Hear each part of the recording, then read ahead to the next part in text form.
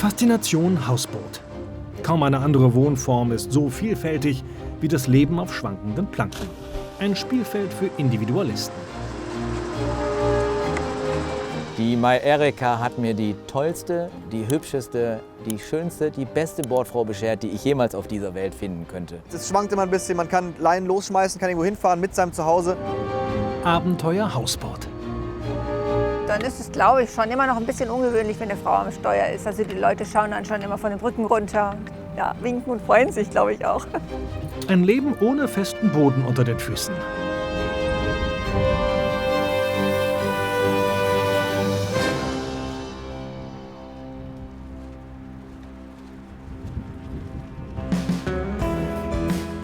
Duisburg, Ruhrort.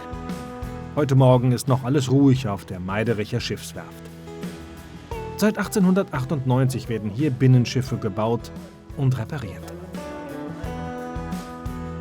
Daniel Rösner, Actionstar aus Alarm für Cobra 11, hat hier sein Hausboot warten lassen.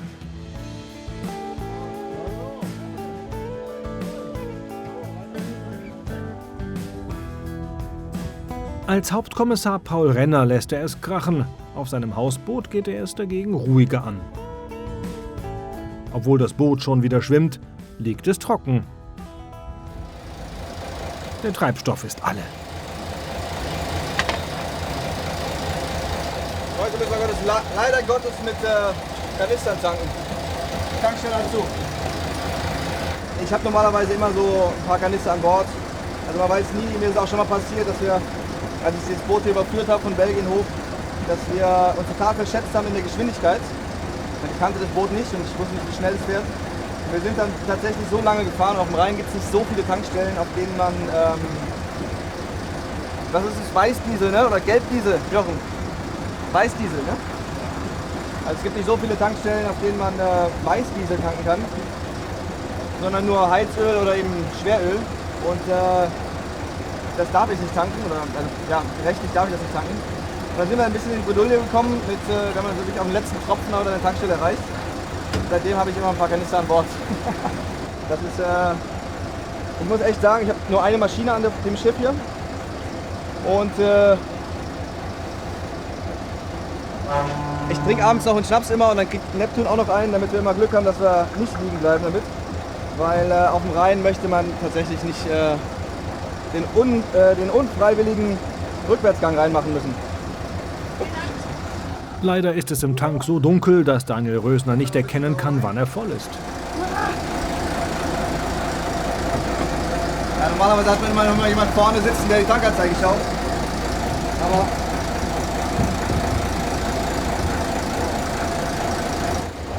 leeren Eimer. der ist leer. Ist ganz gut, wenn man ein bisschen was von Maschinen versteht. Ich habe tatsächlich in meiner Jugend mal ab und zu in einer Schrauberwerkstatt auch gearbeitet und habe auch in Los Angeles auch zeitweise in einer Autowerkstatt gearbeitet. Ja, man muss, wenn man sich gar nicht damit auskennt, ist es halt ein bisschen schwierig, aber ich habe jetzt keine spezielle Maschinenbauerausbildung oder ja. Das ist so learning by doing. Wenn was kaputt geht, dann muss man rausfinden, was kaputt gegangen ist und muss es reparieren. Trotzdem kommen wir es auf gut zusammen. Selbst ist der Mann. Mein großer Traum, mein großes Ziel ist es ja, wenn ich hier in Köln irgendwann mal fertig bin, meine Weltreise zu machen mit einem Segelschiff. Ich wollte mir auch erst eigentlich ein Segelschiff kaufen, um in Köln zu liegen. Aber dann ist es doch ein etwas bequemeres Motorboot gewesen, das viele große Fenster hat. Aber ich denke mal, dass da auf dieser Weltreise mit dem Segelschiff tatsächlich viele sehr aufregende Sachen passieren werden und auch Sachen, die man nicht unbedingt haben möchte. Den ganzen Dreck nicht mit reinschleifen. Klar Schiff machen nach Rösner Art. Opa. Ein Schrubber in der Hand bedeutet eben noch lange kein Makel an der Männlichkeit. So.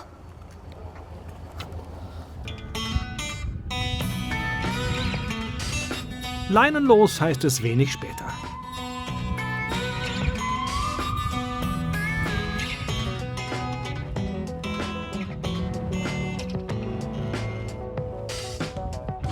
Die Domstadt Köln ist sein Ziel. Dort macht er so lange fest, wie er in Cobra 11 den Kommissar spielt.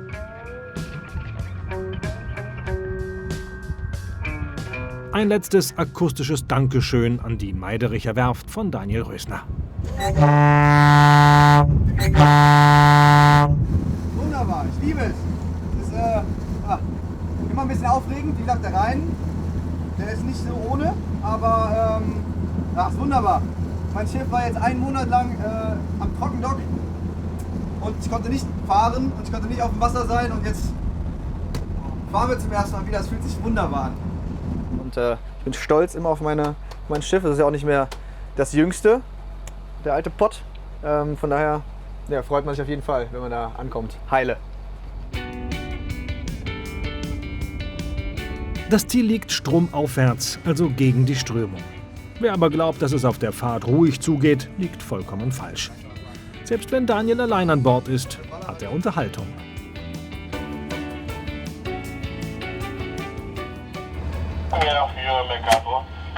Hier wird immer schön wunderbar zugetextet und ein LKW-Fahrer auf dem Rhein.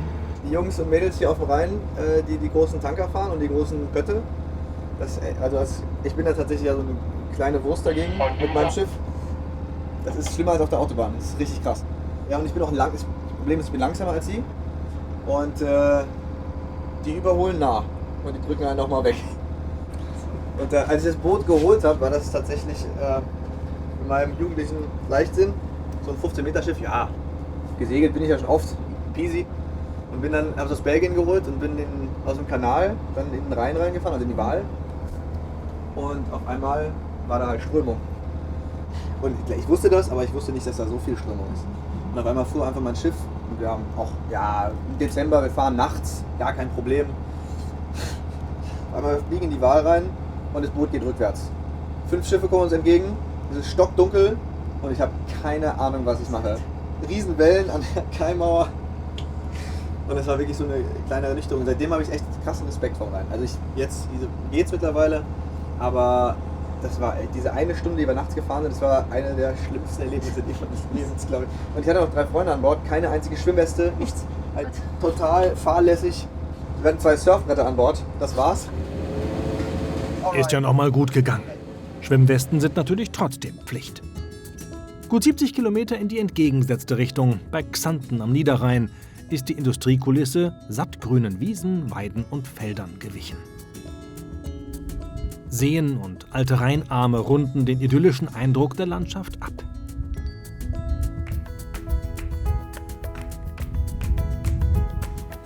Hier, an der sogenannten Xantener Nordsee, ist 2014 eine Hausbootanlage für Feriengäste entstanden. 10 Hausboote, jedes etwa 44 Quadratmeter groß, können Urlauber mieten und über eine eigene Steganlage betreten. Die Hausboote sind gut gebucht. An rund 180 Tagen im Jahr sind sie belegt. Hauptsächlich von Urlaubern zwischen 50 und 60 Jahren. Die Xantener Nordsee ist ein Paradies für Angler, Segler und Wasserratten aller Art.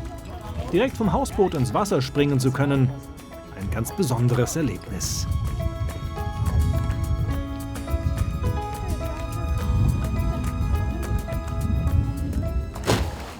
Doch ein Leben auf dem Wasser bleibt für viele nur ein Traum.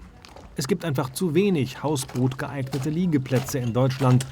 Außerdem sind Anschaffung und Unterhalt eines neuen Hausbootes nicht günstig. Unternehmer Sven-Uwe Sommer freut sich über die Zeit auf dem Hausboot.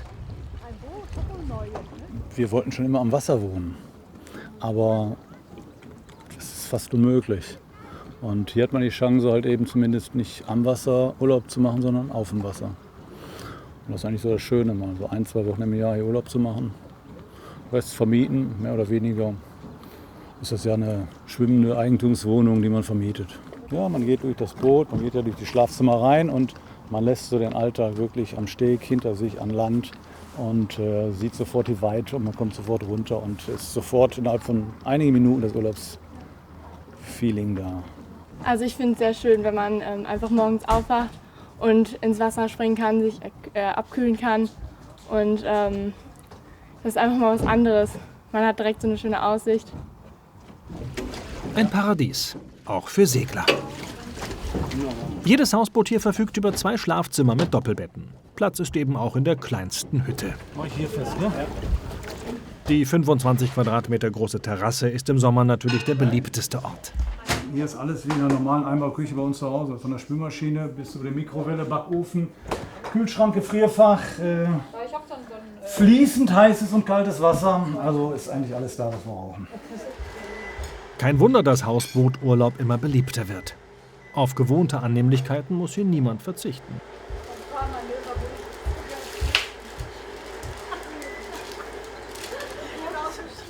Eine Woche auf so einem Hausboot kostet zwischen 635 und 1.215 Euro. Wir haben zum Beispiel mit 120 Tagen Auslastung in den ersten 2-3 Jahren gerechnet und lagen schon im zweiten Jahr bei über 200 Tagen. Wir planen jetzt immer mit 180 Tagen pro Jahr. Wenn wir 180 Tage erreichen, ist die Welt in Ordnung. Ja. Wie gesagt, wir waren jetzt schon bei über 200 Tagen und der Oktober ist noch verfügbar, November, Dezember. Ja, es ist also im Prinzip noch frei. Wir haben unsere eigene Webseite. Wir fahren die Werbung aber immer weiter runter, weil wir die Kunden sowieso nicht bedienen können. Wir müssen zurzeit 95% der Anfragen ablehnen.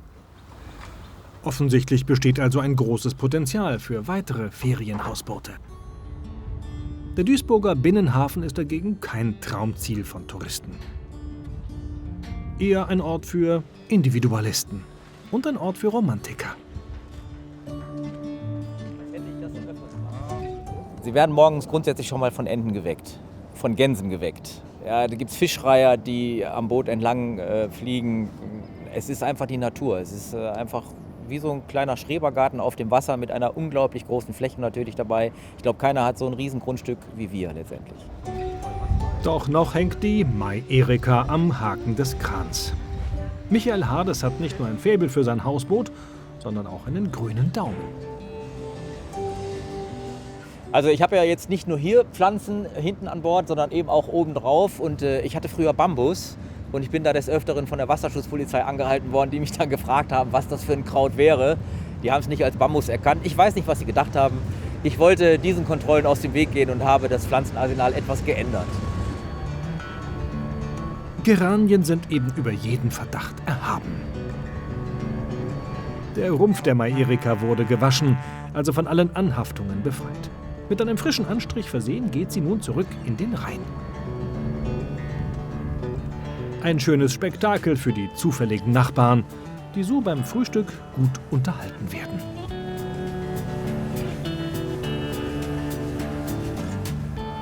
Für mich war das erst keine Faszination, weil ich komme von Südamerika, ich komme von auf dem Land draußen. Und jetzt bin ich verheiratet dort mit einem Belgier und der kommt nach hier, der ist Schiffer. Jetzt kommen wir nach Belgien, jetzt geht er auf dem Wasser. Und das war für mich was ganz Schreckliches, weil ich hatte Angst vor dem Wasser. Und dann bin ich mal ein paar Mal mitgefahren und dann hat das dann schon geklappt. Dann, ja, die Angst ist schon ein bisschen weggegangen. Und dann jetzt, weil er das gekauft hatte, dann dachte ich, ja, jetzt muss ich ja als Schiffersfrau immer mitgehen. Ich komme aus der Schifffahrt. Meine Eltern hatten früher Schiffe. Und das Wasser, das bleibt dann ziehen. Ich brauche das Wasser. Das ist wie Essen. Ohne Wasser da fehlt mir einfach etwas. Dann fühle ich mich nicht komfortabel. Viel Platz ist auf der Widder nicht. Doch das Paar hat sich perfekt damit arrangiert. Schön. Und dann wird alles nach unten genommen. In die Wohnung. Na gut. Wir teilen alles miteinander. Wir helfen einander aus. Deswegen haben wir einen sehr großen sozialen Kontakt miteinander. Wir genießen den Tag. Wir machen zwischendurch, wo wir Lust drin haben, und abends trinken wir zusammen unser Bierchen, plaudern wir bei, wie unser Tag gewesen ist. Den Belgier, wie er sich selbst nennt, und seine südamerikanische Gefährtin Ella zieht es weiter. Zielhafen unbestimmt.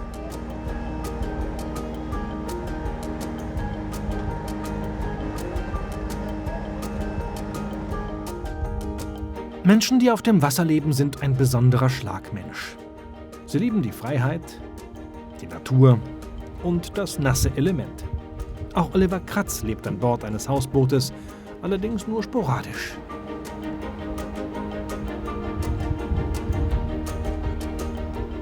Ich würde mich nicht als Aussteiger bezeichnen, weil ich habe ja noch ein berufliches Leben, also ich arbeite auch hier und das geht vom Hund her allein auch nicht und Ich habe zu Hause noch ein Haus.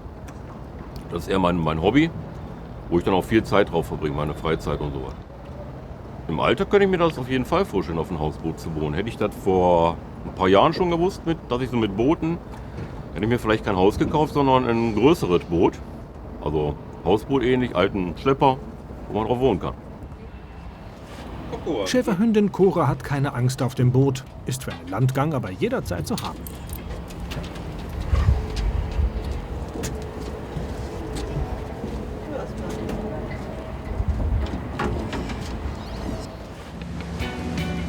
Derweil schippert Daniel Rösner auf seinem Boot ohne Namen weiter gegen die Strömung Richtung Köln. Der Freizeitkapitän hat inzwischen aber weiblichen Beistand erhalten. Also ich fahre normalerweise nicht mit meiner Privatkapitänin. Ich nehme normalerweise Freunde mit, wenn ich denn rausfahre. Aber heute war ich bei dieser Überführung meines Schiffs ganz alleine. Und ich muss sagen, auf dem Rhein ist es echt immer ein bisschen tricky, wenn man ganz alleine fährt, vor allem mit so einem großen Schiff. Und da ist mir von der Meidericher Schiffswerft, von Herrn Wallraff, glücklicherweise diese unglaublich fähige junge Dame an die Seite gestellt worden. Und ja, die Hanna hilft mir heute, mein Boot zu überführen. Es ist immer ein ganz gutes Gefühl, dass falls was ist, der Motor fällt aus oder was auch immer, dass man schnell zusammen agieren kann. Wenn man es alleine auf dem Rhein macht, ist es einfach, das kriegt man hin, aber es ist einfach echt gefährlich. Und ich bin sehr, sehr dankbar, dass die Hanna heute mitfährt. Also auf dem Hausboot direkt zu leben, weiß ich nicht, ob das so mein Ding wäre. Es hat mit Sicherheit was, aber vielleicht so für einen Urlaub, aber so auf Dauer für immer, weiß ich nicht. Für das Leben auf einem Hausboot scheinen sich mehr Männer als Frauen begeistern zu können. Dabei hat es sich Daniel eigentlich ganz gemütlich gemacht. Unter Deck. Jetzt befinden wir uns im unteren Stockwerk gerade, also mein Schlafzimmer. Und hier ist mein Gästezimmer, das zeige ich jetzt. Ein Stockbett, wie man sich das so vorstellt. Also können zwei Leute haben da eigentlich ganz gut Platz. Und auf der anderen Seite gibt es das auch nochmal. Das habe ich aber zu meinem Abstellraum umfunktioniert. Kann man gerne reinschauen, aber ist halt ein Abstellraum. Für Kites, Surfbretter und so weiter. Meine kleine Bücherei, das was man zum Lesen braucht und ein paar DVDs. Und etwas, was ich unglaublich gerne mag, das hole ich mir immer in Hamburg, ist in diesen alten, wunderschönen Seemannsflaschen richtig guten Jamaika-Rum oder der hier kommt aus Trinidad. Und es ist tatsächlich ein Zigarrenmacher in Hamburg, der noch aus alten Eichenfässern das Zeug importiert und dann in diese wunderschönen Flaschen abfüllt. Auf dem Schiff kommt es immer ganz gut. Ja, die Leute kommen sehr, sehr gerne. Man muss halt mal ein bisschen aufpassen, dass es nicht zu viele werden. Es waren auch schon mal 50, 60 Leute hier drauf. Dann ist das Boot zu kurz am Untergehen. Vor allem, wenn alle auf eine Seite gehen. Und ansonsten so ein bisschen Dinnerpartys und abends ein bisschen grillen oder sowas. Das kommt schon sehr oft vor, ja. Auf der anderen Seite der Küche, für die Winterzeit wieder, die kommt ja jetzt bald, habe ich hier einen Ofen drauf gebaut, der tatsächlich mit Holz funktioniert. Sehr untypisch für ein Schiff. Und mich hat auch jeder für verrückt erklärt in meinem Hafen. Aber ich habe es mir nicht nehmen lassen und tatsächlich kommen des Öfteren jetzt Leute aus dem Hafen vorbei, die einfach auf dem Boot sein möchten und ein bisschen Feuer sehen möchten. Von daher, es war schwierig, das einzubauen, um auch den richtigen Abzug zu finden, aber der funktioniert jetzt tatsächlich mehr als gut. Ganz entspannt kommen die zwei ihrem Ziel Köln näher. Fest in einem Steinhaus in der Stadt zu leben, das kann Daniel Rösner sich nicht gut vorstellen. Sich unabhängig zu machen, ist aber ein Gedanke, der auch den Schauspieler reizt. Ja, also wie so ganz autark leben auf dem Schiff in der Stadt, das geht noch nicht. Ich bin dabei. Ich habe mir aber zumindest mal den Luxus gegönnt, meine eigenen Beeren zu züchten. Und das ist Himbeere, schwarze Johannisbeere und hier haben wir normale Johannisbeere, rote und normalerweise Brombeere. Aber ich muss leider Gottes dazu sagen, dass das Schiff jetzt 4,5 Wochen in der Werft war. Und auf der Werft wurde sich leider Gottes nicht so gut um meine Pflanzen gekümmert. Dementsprechend sehen die ja, ein bisschen trübselig aus. Also ich muss aber ein bisschen nachschneiden. Ich habe nämlich tatsächlich einen ziemlich guten Daumen. Ich habe einen Basilikum, der wächst schon seit einem Jahr in so einem riesen Busch. Den kann ich Ihnen leider nicht zeigen, weil der in Köln gerade gebabysittet wird. Aber ja, ich muss jetzt, wenn ich nach Köln komme, tatsächlich mich um meine Büsche ein bisschen kümmern. dieser Busch hier mit seinen Johannisbeeren, der war dieses Jahr der absolute Wahnsinn. Und hier sehen Sie auch noch, habe ich noch Himbeeren dran. Das heißt, es gibt auch noch spätherbstliche oder spätsommerliche Himbeeren bei mir. Und ein bisschen Minze gibt's. Also ich experimentiere gerade mit den Pflanzen, die man auf so einem Boot züchten kann.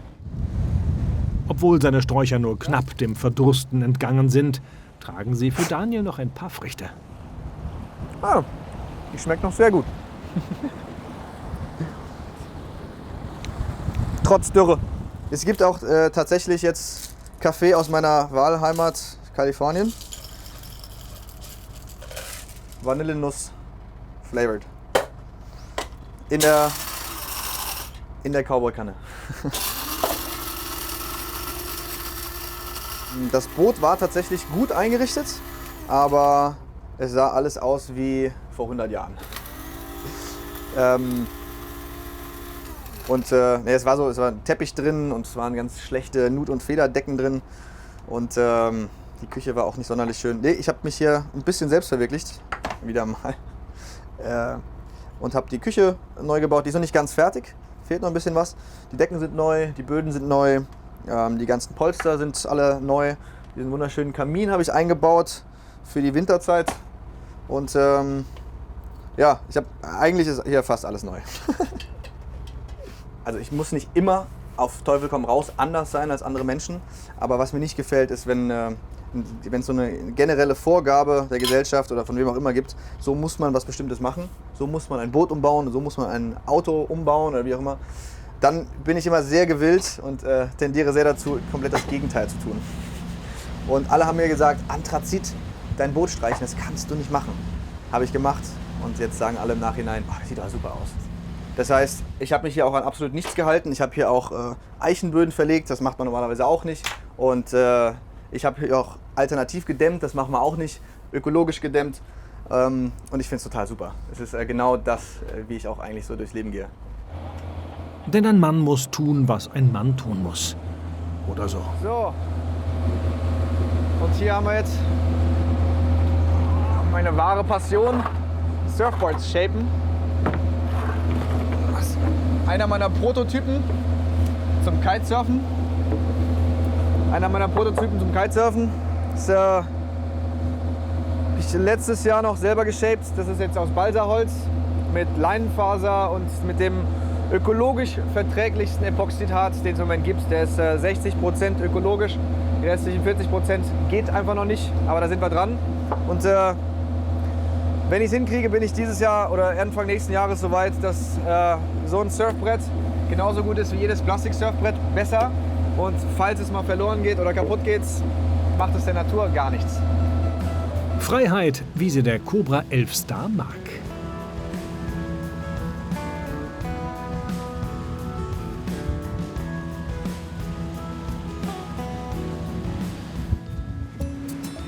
Kopenhagen. Auch die dänische Hauptstadt verfügt über eine lebhafte Hausboot-Community.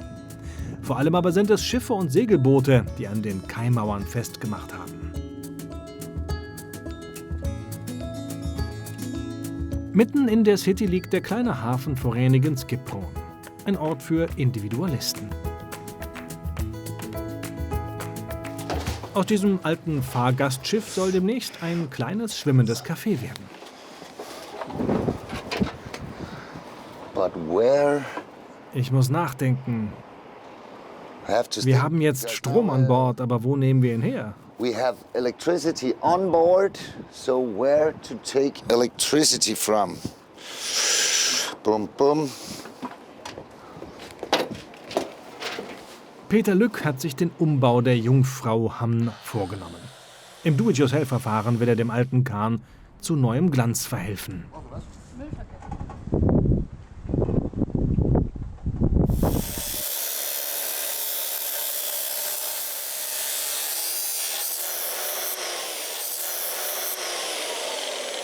This is going to be our Das wird hoffentlich unser neues Café. cafe, hopefully.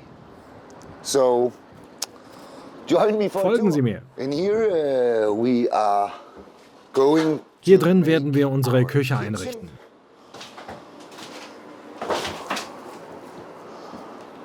Going to be a pretty tight. Es wird eine ziemlich enge Küche. So, this is the heart of the café. Das ist das Herz des Cafés, der kleine Raum. Cabin. 7 people should 7 Personen sollten hier drin Kaffee trinken können.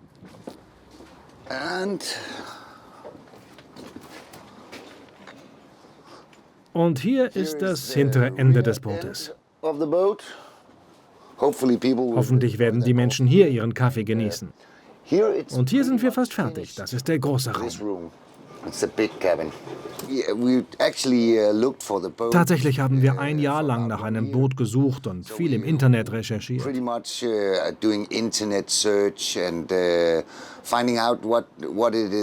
Deshalb gab es keine großen Überraschungen. Aber natürlich muss man sich daran gewöhnen. Man kann seinen Kram nicht bei Ikea kaufen, weil es einfach nicht passt, wenn man auf einem Boot lebt. Das war dann schon eine Überraschung.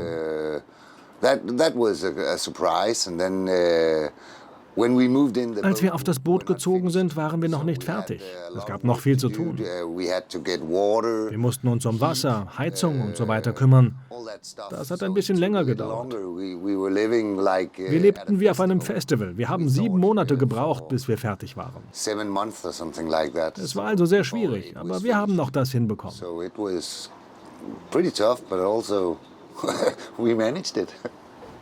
Irgendwann wird die Jungfrau Hamm wieder in alter Pracht erstrahlen. Da ist sich Peter sicher. 20 Haus- und ein Gemeinschaftsboot liegen hier. Eine bunte Mischung von Individualisten.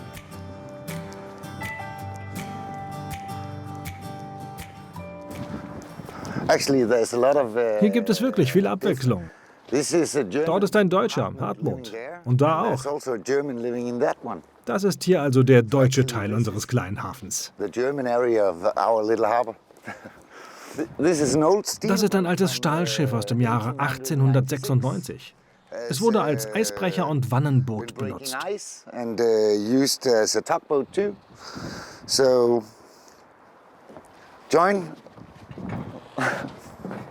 Hier lebt Peter mit seiner Gefährtin Karin.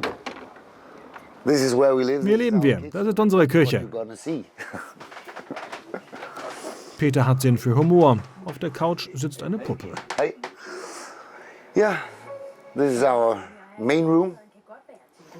Das ist unser Hauptraum, wo wir uns Essen kochen. Und wir halten uns sehr viel unten auf.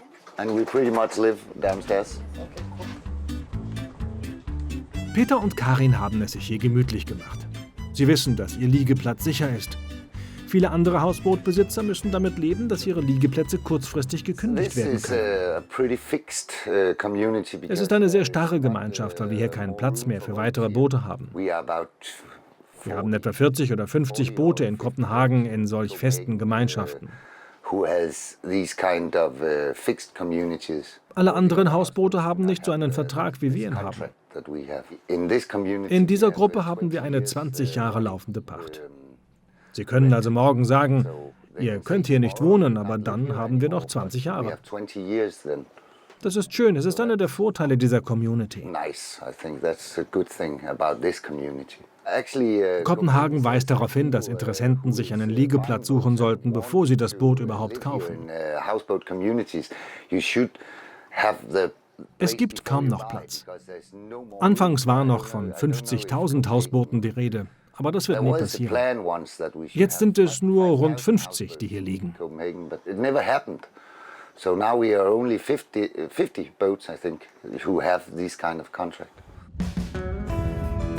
Wie ein leuchtend roter Edelstein bahnt sich die Mai Erika ihren Weg auf dem Rhein.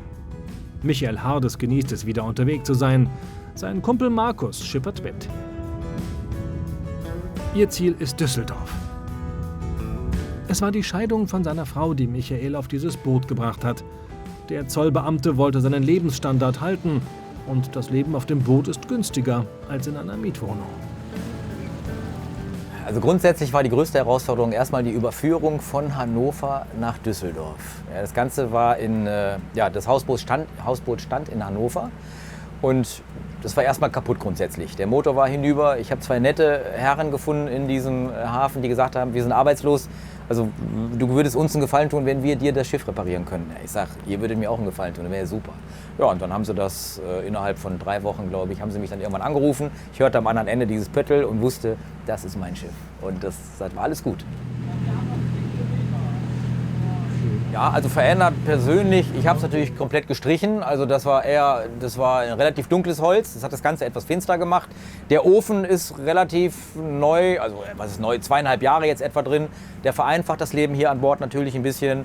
Hier war früher eine Sitzecke, fest eingemeißelt gewissermaßen, die habe ich komplett rausgerissen, neu Laminat verlegt und dann einfach mein altes Sofa, was ich in der Wohnung schon immer hatte, mitgenommen, weil man fühlt sich heimisch auf seinem Sofa, ne? Das ist eben was Wichtiges, finde ich. Das ist eine Infrarotheizung, die per Zeitschaltuhr morgens ab 3:30 ungefähr anspringt, damit man das ganze Aufwachen hier auch bei einer Temperatur von 15 Grad ungefähr erleben kann. Sonst ist es im Winter ja weitaus kälter.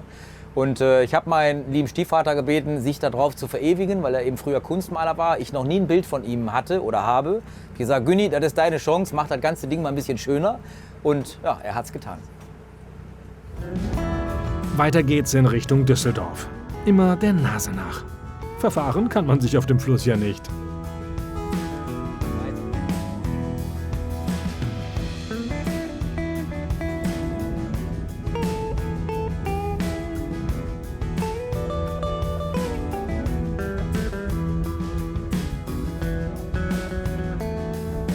Markus, du kannst sagen, was du willst. Die Holländer grüßen immer netter als die Deutschen von der Berufsschifffahrt. Ja, winken die heftiger oder wie meinst du das jetzt? Die grüßen überhaupt. Die Deutschen grüßen gar nicht. Also. Oder meistens nicht. Ja. Michael und Markus verbindet die gleiche Leidenschaft zum Wasser. Und sie können sich aufeinander verlassen. Und so hat Markus über Michael nur Gutes zu berichten. Kümmert sich um alles, ja, ist immer für einen da als Ansprechpartner. Wenn was kaputt ist an der Steganlage, ja, oder es braucht einer schnell einen Liegeplatz, wenn einer in Not ist, der Michael ist immer da. Die zwei verbindet eine echte Männerfreundschaft, basierend auf der Liebe zum Wasser und zu Schiffen. Das ist gewachsen von klein auf irgendwo. Ne? Man ist damit groß geworden, von klein auf an. Und ich möchte es einfach das Wasser nicht mehr missen. Ne? Also für mich ist es ein Punkt, an dem ich runterkommen kann nach der Arbeit. Ja? Und ich kann nirgendwo besser abschalten als auf dem Wasser.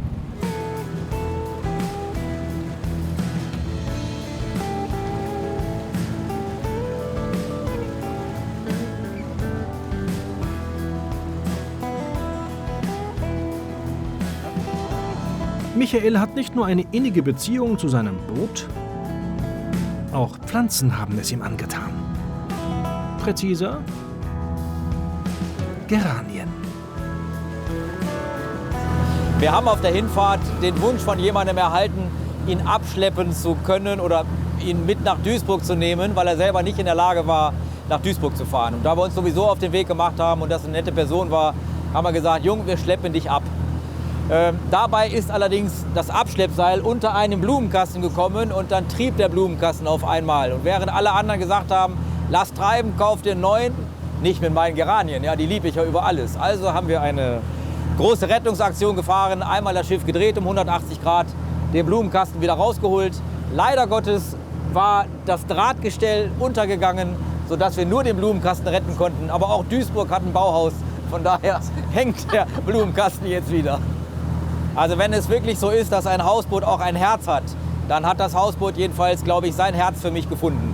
Also es lässt mich nie im Stich. Fernab von jeglichem Trubel bietet die sogenannte Xantaner Nordsee Urlaubern vor allem Ruhe und Erholung.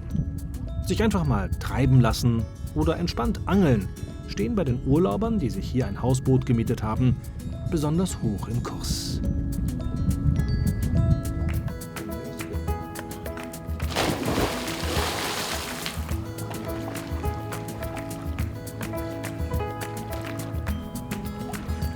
Einfach herrlich. Herrliches Gefühl, einfach so direkt ins Wasser zu können, ohne vorher weit zu fahren. Wir hatten das per Zufall im Internet gefunden, haben geguckt, Floating, was ist das? Okay, das ist ja auch dann, wenn man im Salzwasser so einfach liegen kann. Das klingt ja genauso ähnlich. Und dann haben wir Hausboote gesehen. Okay, wo sind denn die? Und von Aachen aus, nach hier ist es nicht allzu weit. Und dann haben wir gesagt, okay, machen wir das mal. und hat es offensichtlich nicht bereut. Auch wenn die Hausboote hier in enger Nachbarschaft liegen.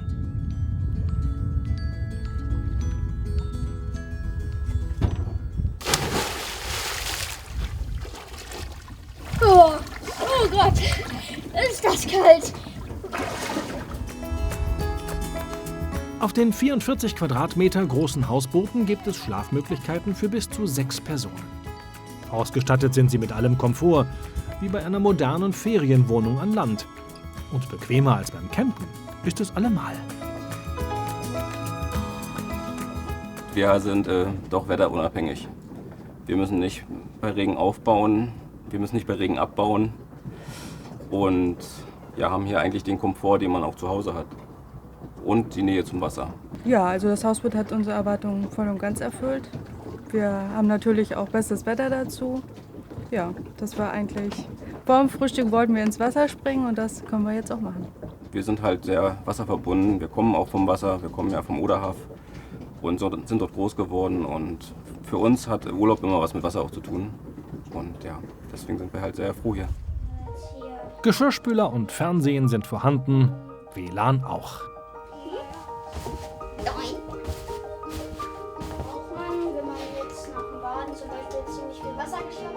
Freie Sicht gibt es aber nur nach vorne.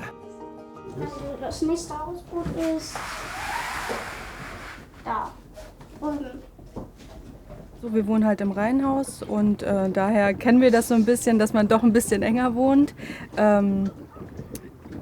Das stört uns eigentlich nicht. Also dadurch, dass wir hier einen Strandkorb haben, der deckt das auch so ein bisschen zu der einen Seite ab und ist es trotzdem, jeder macht so seins hier und man bekommt das wenig mit. Bei gutem Wetter können die Hausboote auf der Xantener Nordsee ihre Vorteile so richtig ausspielen.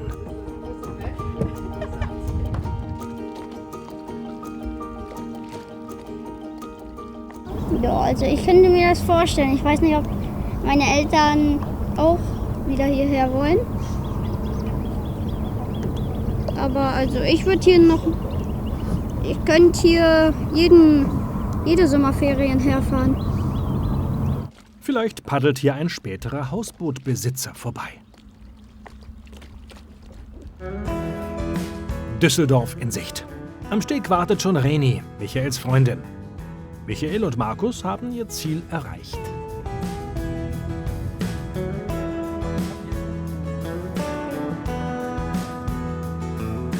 Hier liegt die Mai Erika normalerweise fest. Jetzt, wo das Hausboot aber sowieso gerade unterwegs ist, nutzt Reni die Gelegenheit für einen kleinen Ausflug an Bord zu kommen.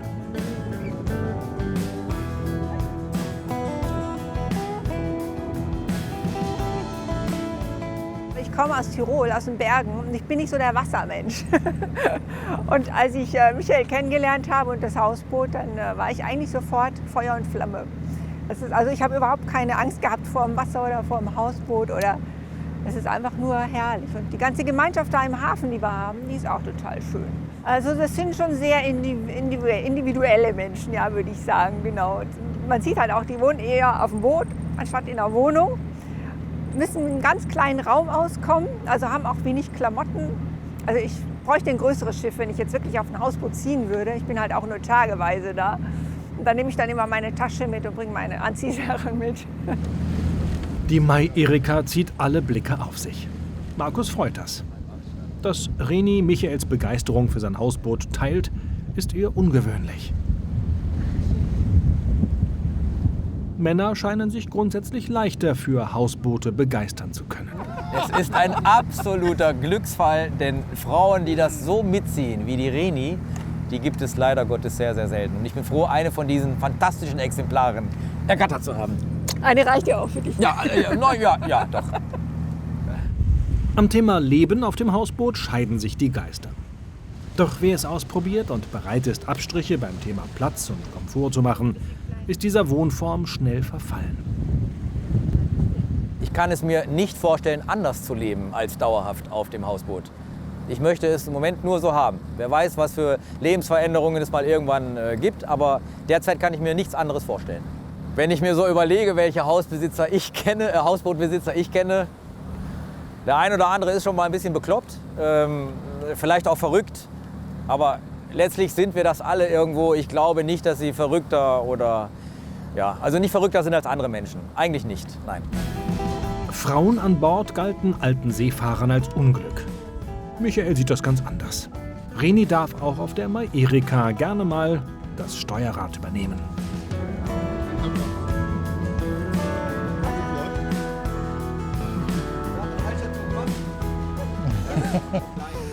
Wie beim Auto ist es ja auch keine Männerdomäne mehr. Also ich denke, das ist auch im Schiff so. Auch wenn wir auf Fahrt sind, dann ist es, glaube ich, schon immer noch ein bisschen ungewöhnlich, wenn eine Frau am Steuer ist. Also die Leute schauen dann schon immer von den Brücken runter und ja, winken und freuen sich, glaube ich auch. Schon was Besonderes, ja, eher. Auch die schönste Ausfahrt geht dann mal zu Ende. Für das Anlegemanöver übernimmt dann aber doch wieder Michael das Ruder.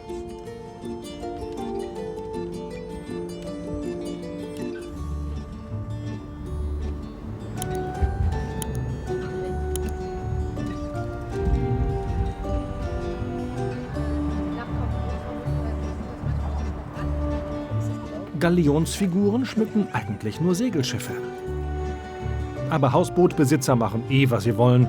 Und zur Mai Erika gibt es noch eine Geschichte. Mai Erika wurde mir zum 35. Geburtstag von meiner Stammtischtruppe geschenkt. Mit dem Versprechen, eigentlich eine barbusige Tänzerin mir quasi zu schenken. Und ich habe es auch geglaubt. Und hinterher sollte diese Tänzerin unter meiner Bettdecke liegen und ich hätte mit ihr machen können, was ich wolle. So hat man mir das jedenfalls verkauft. Ich wollte ja gar nicht, ne? Aber ich war zumindest neugierig und habe mal nachgeschaut.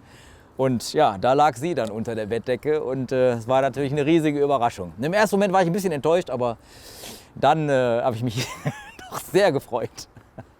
Die Mai Erika hat mir die tollste, die hübscheste, die schönste, die beste Bordfrau beschert, die ich jemals auf dieser Welt finden könnte. Da ist sie. Ich habe auf Mauzi gezeigt.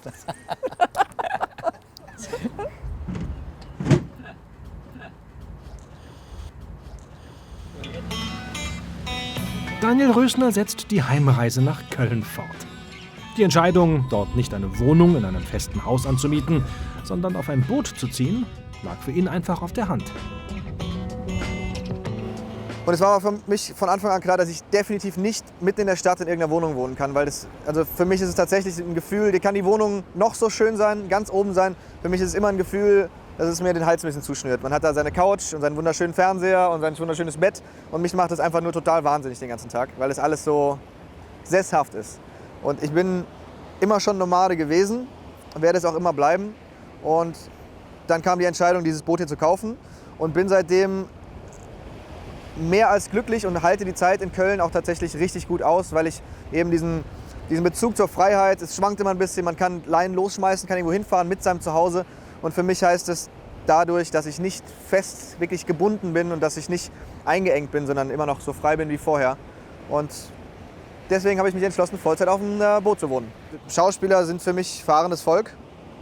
Dementsprechend ging das, also mit meiner Wanderlust und mit meinem Nomadendasein ging das immer sehr gut einher, weil man ist nie wirklich also jetzt zum ersten Mal, seitdem ich in Köln bin und eine Serie mache, aber normalerweise ist man nie an einem Ort, man ist immer nur unterwegs. Das heißt, von der Lebensart, von diesem freigeistigen Leben hat das immer sehr, sehr gut gepasst, weil ich eben nicht in meine Wohnung in München, Berlin oder wie auch immer dann wieder zurück musste, sondern ich bin halt, wenn ich irgendwo gedreht habe, dann bin ich da geblieben. Habe ich in Bergen gedreht, bin ich halt mit meinem VW-Bus da hingefahren und habe mir, wenn ich drehfrei hatte, die Berge angeschaut und habe dann da für einen Monat gelebt, dann in Berlin für einen Monat gelebt. Das hat immer super funktioniert. Und was das andere angeht, das Fernsehgeschäft. Oh, wir fahren auf jeden Fall auf der Seite von den Pöllern. Siehst du die grünen Tonnen? Da sind grüne Tonnen. Siehst du die jetzt? Da bleiben wir auf jeden Fall da. Super. Alles gut. Kannst du so sehen? Maximal 35 Kilometer schafft Rösners Boot in der Stunde, bei einem Verbrauch von gut 10 Litern auf 100 Kilometer. Aber so schnell ist er selten unterwegs.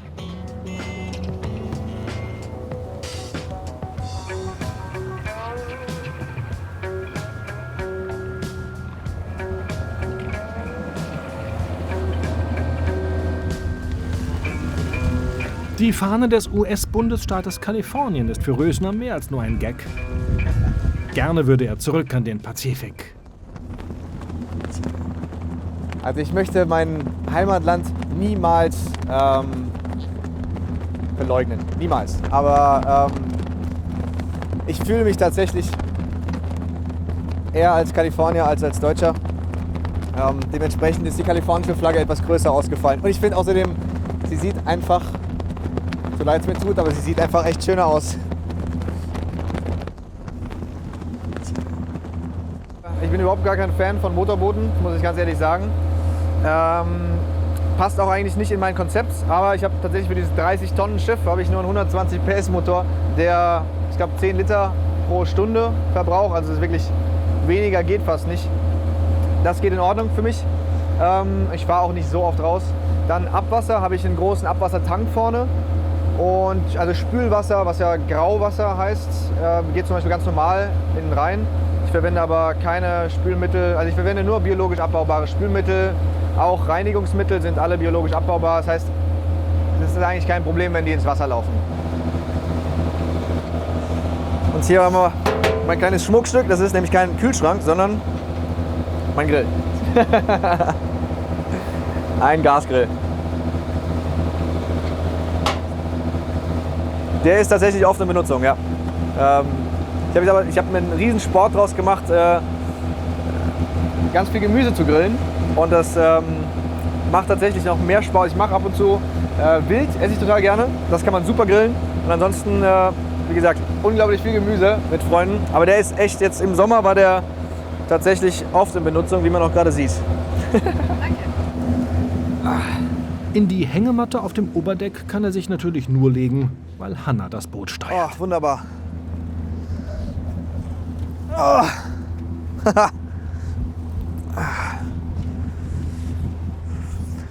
So lässt sich definitiv auf dem Rhein fahren.